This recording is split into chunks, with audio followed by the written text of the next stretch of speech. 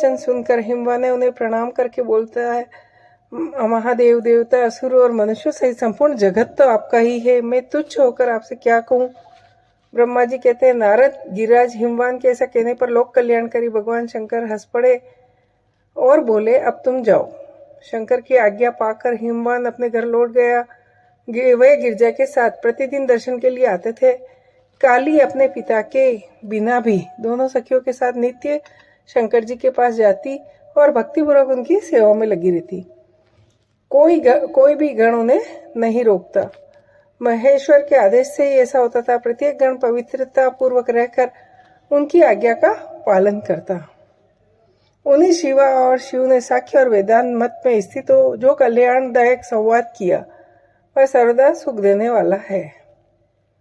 इंद्रिय भगवान शंकर ने गिरिराज के कहने से उनका गौरव मानकर उनकी पुत्री को अपने पास रहकर सेवा करने के लिए स्वीकार किया। काली अपनी 2 सखियों के साथ चंद्रशेखर महादेव जी की सेवा के लिए प्रतिदिन आती। वे भगवान शंकर के चरण धोकर चरणामृत का पान करती। फिर 16 उपचारों से हर की पूजा करके बारंबार उनके चरणों में प्रणाम करके प्रतिदिन पिता के घर लौट जाती।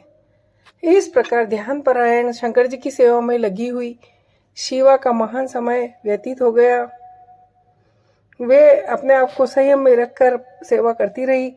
महादेव जी ने फिर जब उन्हें अपनी सेवा में नित्य तत्पर देखा तो वे दया से द्रवित हो उठे और विचार करने लगे, यह काली जब तत्श्रेया व्रत करेगी और इसमें गर्व का बीज नहीं रहेगा, तब मैं इसका पाणी ग्रहण करूंगा।